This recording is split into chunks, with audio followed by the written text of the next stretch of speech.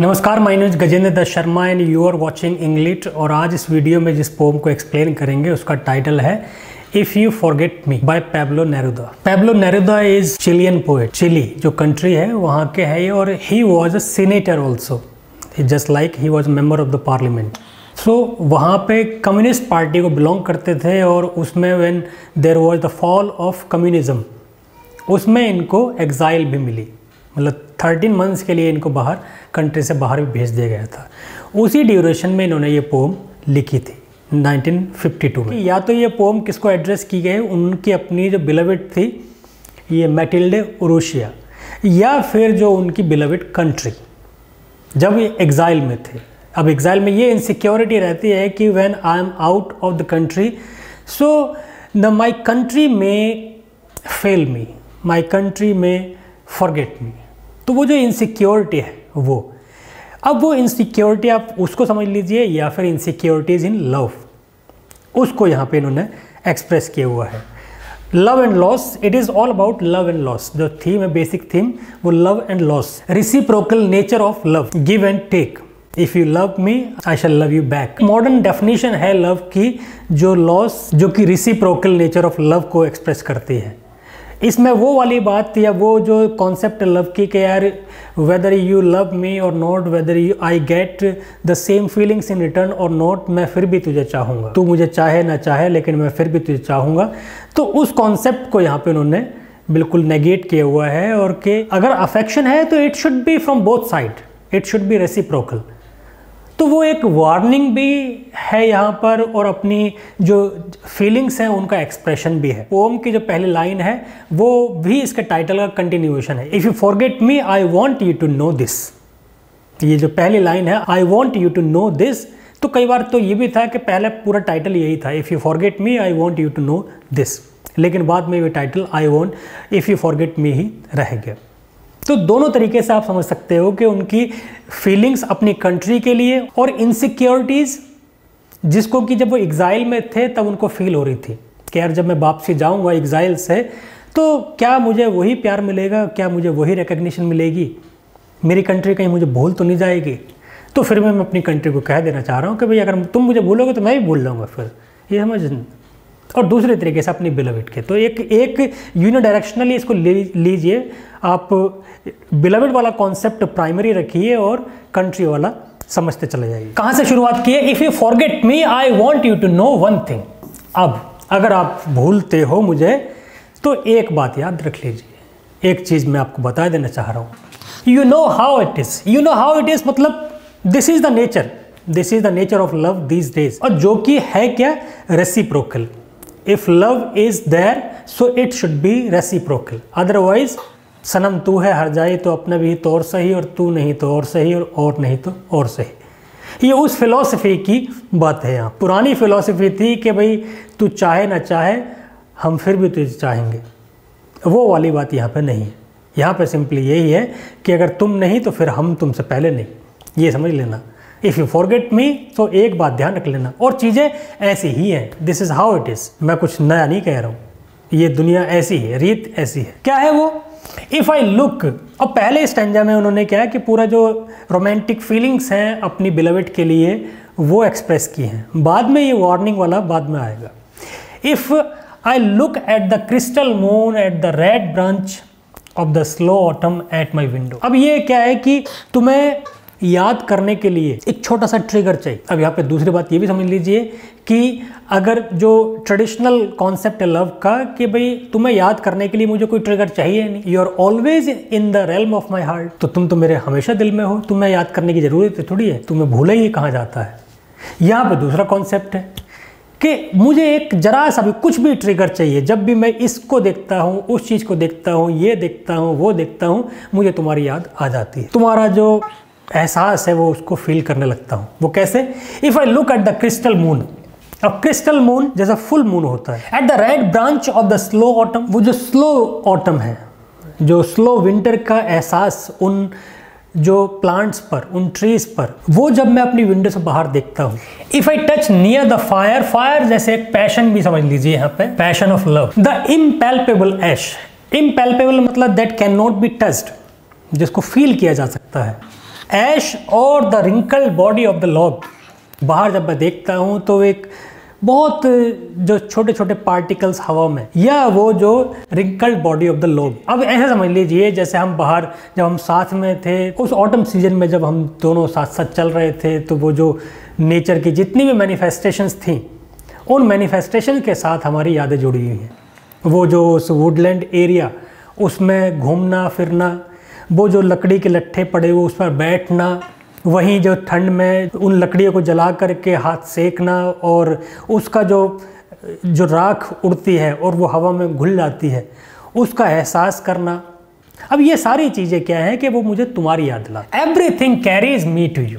अब वो कौन कौन सी है? तो चाहे वो क्रिस्टल मून, चाहे वो ऑटम सीजन में उस रेड ब्रांचेस का होना, और उस पड़े हुए लकड़ी के लट्ठे का और जो सिकुड़ना, और जो फायर के जो रेमिनेंट्स हैं उनका एहसास उस हवा में। तो जब सब कुछ भी मैं देखता हूँ तो ये सारी जो इमेजेस हैं, दे ट्रिगर मी टू यू।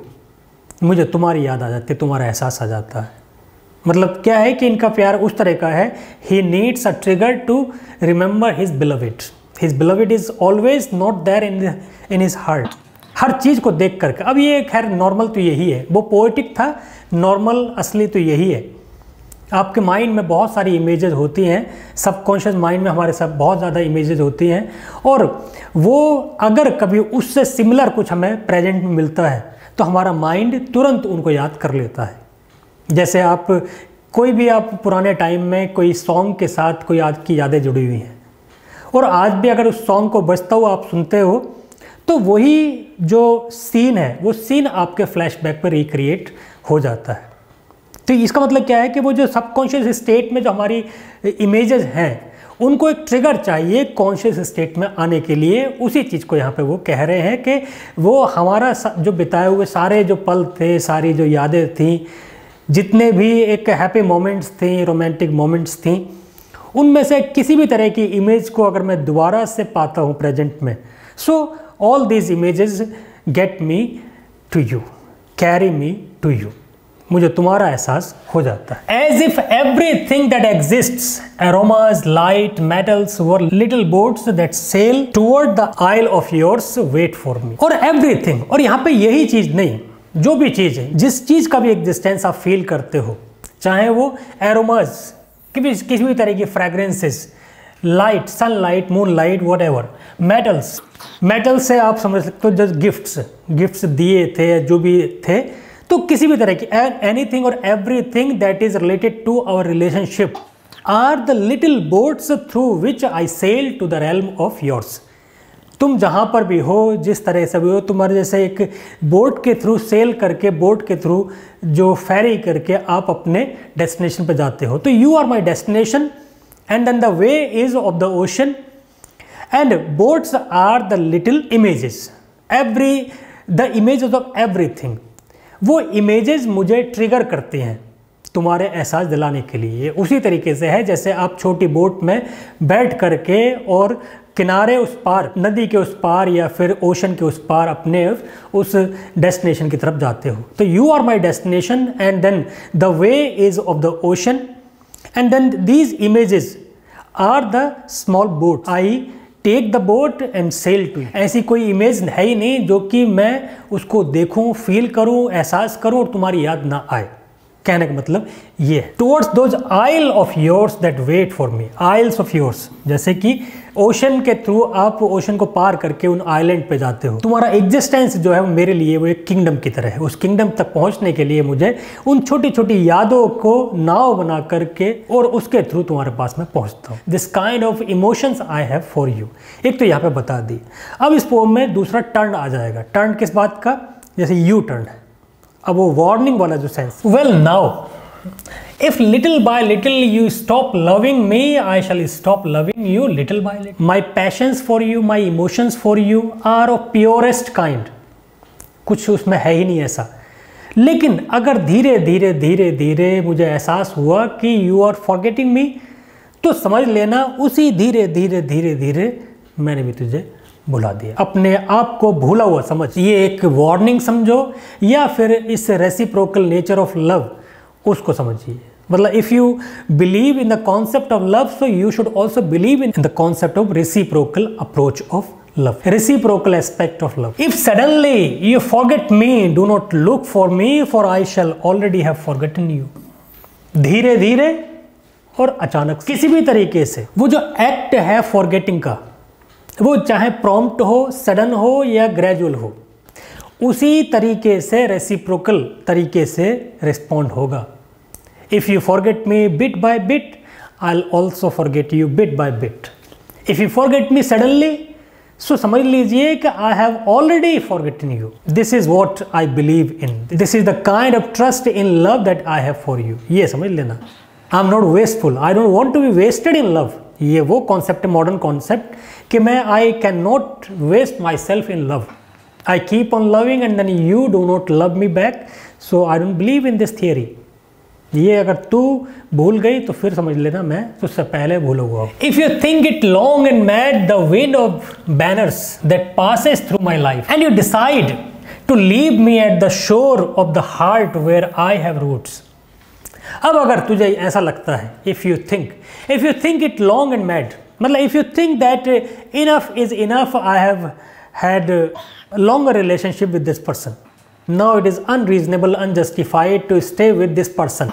अब इस पर्सन में वो पैशन नहीं रही, या फिर ये इस रिलेशनशिप में मेरा कोई विश्वास नहीं रहा, ये काफ़ी लंबा हो गया. अगर ऐसा कभी मन में आए तब, if you think it long, it means the relationship and mad the wind of banners that passes through my life. The wind of banners, जो phases of life, changes of life, जैसा होता है ना कि एक हवा का झोंका आया और आपकी लाइफ को बदल के चला गया, तो ऐसे there are many phases of life through which I get transformed. Everybody gets transformed अपने हिसाब के साथ, सिचुएशन के हिसाब से, सर्कमस्टांसेस के हिसाब से बहुत सारे हमारे अंदर ट्रांसफॉर्मेशन आ जाते हैं. तो अगर उन ट्रांसफॉर्मेशन को देख करके तुम्हें कभी ये लगे कि यार now it is rather long, अब nothing is there in this relationship, it is better to move on. इस रिलेशनशिप से मूव ऑन करने का टाइम है. And then you decide to leave me at the shore of the heart where I have roots. अब मैंने जो faith develop किया है, मेरी जो जड़ें हैं, उस पर मझधार पर मुझे छोड़ करके तू जाए कि सोचे कि इसे इस किनारे पर ही छोड़ के चला जाऊं. इस किनारे पर मतलब क्या है कि जहाँ पे मेरी फीलिंग्स हैं तेरे लिए, जहाँ पे मेरे जो फेथ है तेरे लिए, तो उस किनारे पे तो मुझे छोड़ के जाना चाहे. इधर से उस किनारे से इस आइलैंड के इस किनारे पर तक आना है. इसे जैसे पहले कह रहे थे कि भाई मुझे उन छोटी छोटी इमेजेस को सेल को बोट बना करके तेरे पास आना होता है, और आ जाता हूँ, और तू ये लगे कि तो तुम्हारा किनारे पार ही था वो. यानी कि जो आई हैव रूट्स मतलब existence, my existence lies in your love, और तू उसी एग्जिस्टेंस को फिर छोड़ करके जाना चाहे. तो ये याद रख लेना. अगर ऐसा है so remember that on that day at that our I shell lift my arms and my roots will set of to seek another land. अब ये याद रख लेना, उसी पल, उसी जगह पर, उसी स्पॉट पर आई have already decided to leave you. अगर तुझे ये लगता है कि मुझे इस वजह से छोड़ दे कि I have got transformed through the phases of life, I have passed through many phases of life, और उसमें मैं बदल गया हूँ, और तुझे लगता है कि it is unjustified to carry this relation any longer, और अब it is time I broke up, और तू मुझे फिर उसी किनारे पर छोड़ करके जाना चाहती है, तो समझ लीजिए मेरा जो रूट्स हैं, भले ही मेरी रूट्स हैं उस किनारे पर, यानी कि माई roots lies in the faith of yours, my roots lies in the love of yours, तो वो समझ लीजिए रूट्स को अपरूट करने में मुझे टाइम नहीं लगेगा. वो मैं तुरंत, जहाँ पर मुझे एहसास हुआ कि तूने उधर मुझे अपने दिल से निकाला, तो मैंने यहाँ पे इधर तुरंत टेलीपैथी हो जाएगी मुझे, और तुरंत मैं फिर तुझे यहाँ से निकाल दूंगा. और I would sell of to another land, यानी कि यहाँ पे यही है, अनदर लैंड से समझ लीजिए या तो अनदर लेडी. और अगर कंट्री के पर्सपेक्टिव में देखते हैं कि अगर वो चिली, जब मैं यहाँ से एग्जाइल से वापसी आऊँ तो मुझे वो प्यार ना मिले, अगर जो चिली के लोगों ने मुझे अपने मन से उतार दिया हो, तो फिर मैं भी कहीं और जाके फिर डायस्पोरिक कम्युनिटी में जाके बस जाऊँगा, मैं भी फिर नहीं जाऊँगा. I will know longer love my mother land. उस तरीके से यहाँ पे द बिलीव्ड के सेंस में देखिए, तो ये क्लियर समझ लेना. फिर यहाँ पे दोबारा से एक बार फिर वो जो पूरा पहले स्टैंजा की बात थी, पहले स्टैंजा की जो रोमांटिक नोशंस थी, उनको ही फिर दोबारा से कि लेकिन ऐसा है नहीं। वो एक वार्निंग थी, लेकिन वार्निंग में देना ज़रूरी है। मेरा एहसास जैसा पहले स्टैंजा में था वैसे ही है। But each day each our you feel that you are the destined for me with इम्प्लिकेबल sweetness. अगर हर रोज़ तुझे मेरे प्यार की जो स्वीटनेस थी उसकी फ्रेगरेंस रोज़ महसूस हो, और तुझे जो ये स्वीटनेस जिसको कि टाला भी नहीं जा सकता, स्टॉप भी नहीं किया जा सकता, उसका एहसास तुझे बार बार लगातार हो, तो समझ लीजिए मेरी तरफ से भी वही स्वीटनेस और वही कंटिन्यूएशन होगा, वही फीलिंग्स जनरेट होंगी। मतलब इधर तुम्हारा जिस तरीके से पैशनेट होना वो मुझे ट्रिगर करेगा, एनकरेज करेगा उतना ही उससे डबल तरीके से पैशनेट होने के लिए। सो अगर तुम्हें ये एहसास है कि each day the flower of my love kisses you, my love my own in me all that fire is repeated, तो समझ लेना कि मेरे अंदर वो जितनी भी फायर है, पैशन है, इमोशंस की जो पैशन है तेरे लिए, वो सब रिपीट हो जाती है। उधर की साइड जिस तरीके से तुम पैशनेट हो मेरे लिए और मुझे एहसास करती हो किसी भी चीज़ में, तो समझ लीजिए मैं भी यहाँ पर, जैसे मैंने पहले स्टैंजा में बताया था, I always feel your presence in every particle I come across and every image, every particle of nature of that is phenomenal, वो मुझे तुम्हारे पास और ले आता है। लेकिन वो तब होगा जब वहाँ पे तुम मुझे उसी तरीके से, उसी कंपैशन के साथ जो अफेक्शंस हैं उनको चेरिश करो। इन मी ऑल दैट फायर, जो पैशन है, पैशन ऑफ लव, वो समझ लीजिए रिपीट हो रही है। इन मी नथिंग इज एक्सटिंग्विश्ड और फॉरगेटन, और ये भी समझ लेना कि मेरे अंदर कोई भी किसी तरह की जो फीलिंग्स हैं, कुछ ना तो वो बुझाई जा सकती हैं ना ही खत्म हो सकते हैं। दे विल री एनकेंडल, वो तो दोबारा से जग जाएंगी। अगर कुछ उसमें कमी भी आई होगी तो जब मुझे यह एहसास होगा that you are loving me with more passion, so my passion will एनकेंडल themselves. My love feeds on your love beloved, सो ये है reciprocal of love. Your love is the food for my love, my love is fed on your love.